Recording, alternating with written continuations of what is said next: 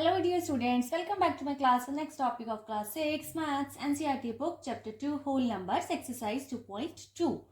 तो इसका कर रहे हैं हम question number 7 match the following. तो इस क्वेश्चन को करने से पहले मैं आपको बता दूं कि जिन बच्चों ने पहले 6 क्वेश्चन समझ नहीं वो मेरी लास्ट वाली वीडियोस को फॉलो करिए, वो मैंने अच्छे से समझाए हुए हैं, वहां से समझ सकते हो. और एक्सरसाइज 2.1 भी पूरी सॉल्व की है हमने, बेसिक वर्क भी किया है. तो चलिए आप कर रहे हैं क्वेश्चन नंबर 7. तो यहाँ पे क्या है, हमने इनको मैच करना है, लेकिन ये मैचिंग के लिए हमें प्रॉपर्टीज को रिमाइंड करना पड़ेगा. यहाँ पे हमारे पास कुछ नंबर्स गिवन हैं और यहाँ पे क्या है हमारे पास प्रॉपर्टीज. तो प्रॉपर्टीज जब मैंने आपको कराई थी तो मैंने क्या बताया था कि जो कॉम्यूटेटिविटी होती है उसका क्या मीनिंग है कि जैसे अगर हम एडिशन में देखें, ठीक है, एडिशन में या मल्टीप्लीकेशन में किसी में भी देखें, सपोज करो पहले मल्टीप्लीकेशन में देखते हैं. मल्टीप्लीकेशन में कॉम्यूटेटिविटी क्या होती है कि हमारे पास अगर 2 नंबर्स हैं तो हम उनको ऐसे भी कर सकते हैं, a multiply b is equal to b multiply a.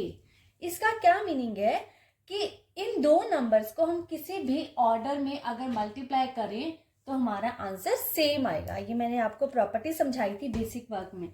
यहाँ पे मैं एग्जांपल ले रही हूँ. सपोज करो मेरे पास a है 3, दूसरा नंबर है 2.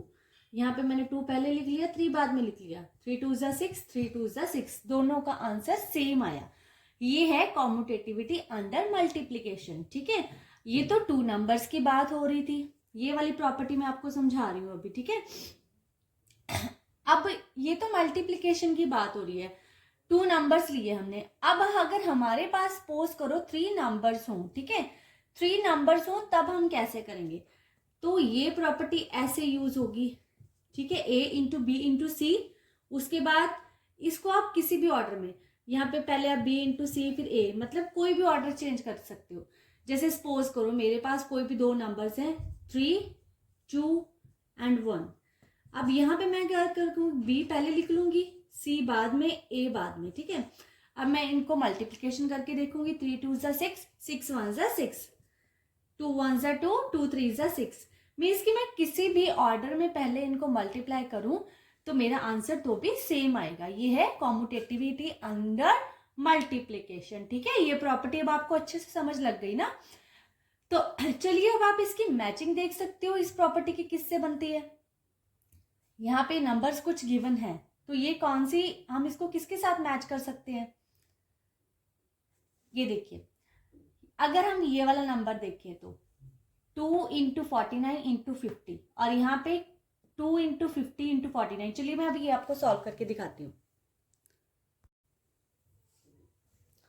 तो ये हम सॉल्व करके देखते हैं. हमारे पास है 2 इंटू 49 इंटू 50 और दूसरी साइड है हमारे पास 2 इंटू 50 इंटू 49. ठीक है, तो अब हमने इसको सॉल्व करना है. तो ये देखिए, पहले मैं इन दोनों को अगर मल्टीप्लाई कर लूं तो मेरे पास आ गया 100, तो ये बना 4900. ठीक है, क्योंकि ये मैंने मल्टीप्लिकेशन इसलिए किया है क्योंकि ये आसानी से हो सकती है. अगर आप इसको पहले करोगे फिर 50 के साथ मल्टीप्लाई कर लोगे तो भी आंसर आपका सेम आएगा. अब यहाँ पे इन दोनों को पहले मल्टीप्लाई किया, 100 आया, फिर 100 को हमने किसके साथ करनी है, 49 के साथ.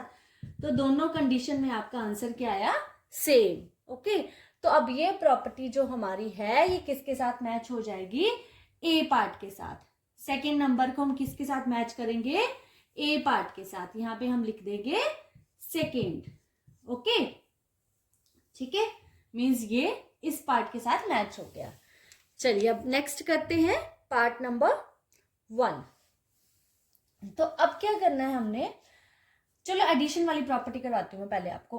कॉम्यूटेटिविटी अंडर एडिशन क्या होती है.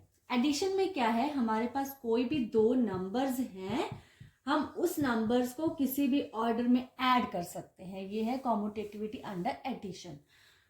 तो मेरे पास 2 नंबर्स हैं 4 एंड 3. यहाँ पे मैंने लिया 3 एंड 4, इन दोनों को ऐड करा 7 आया, इन दोनों को ऐड करा तो भी 7 आया. इट मीन्स कि ये, अब अगर हमारे क्वेश्चन के अकॉर्डिंग देखें तो ये वाली प्रॉपर्टी का मैच क्या बनता है. यहाँ पे देखिए आप, यहाँ पे जो पार्ट 3 है उसको हम इसके साथ मैच करेंगे. यहाँ पे लिख देंगे 3.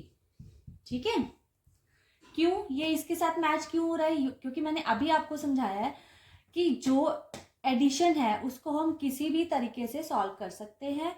लाइक जैसे अगर हम इसको सॉल्व करें, ये लेफ्ट साइड है, लेफ्ट साइड में 80 + 205 + 20 है। तो मैं पहले 80 और 2005 है, 80, 2005 और 20, अगर मैं लेफ्ट साइड को पहले सॉल्व करूं तो मेरे पास ये इन दोनों को ऐड करके आ गया 5802, उसमें मैंने 20 को ऐड किया तो मेरे पास कौन सा नंबर आया, 5012, मीन्स 2105।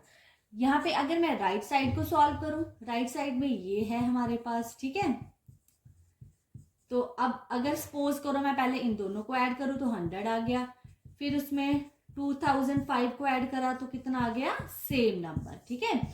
तो ये एप्लीकेबल है property. Okay, now it's solved. अब बचा एक पार्ट।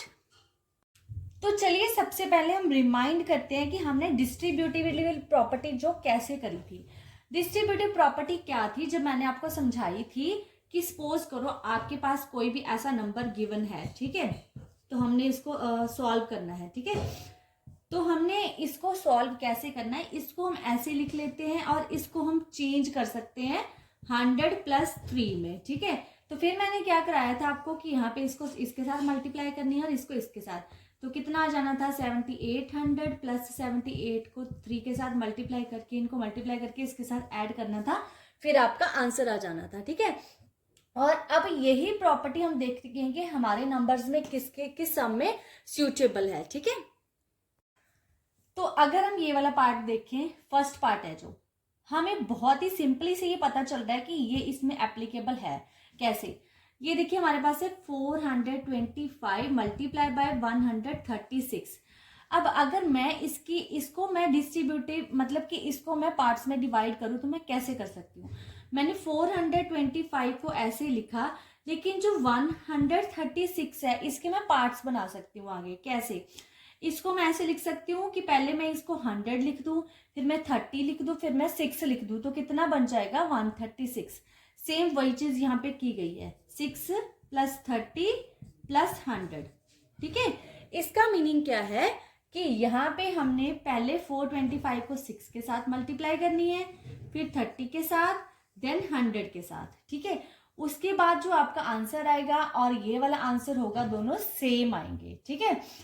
तो ये वाली जो प्रॉपर्टी है नंबर फर्स्ट हमारा सी पार्ट के लिए मैच हो जाएगा, ठीक है। तो आई होप कि ये प्रॉपर्टीज आपको समझ लगी है। नेक्स्ट एक्सरसाइज के लिए नेक्स्ट वीडियोस को फॉलो करिए और 6th क्लास का पूरा एनसीईआरटी का मैथ समझने के लिए मेरे चैनल को सब्सक्राइब करिए।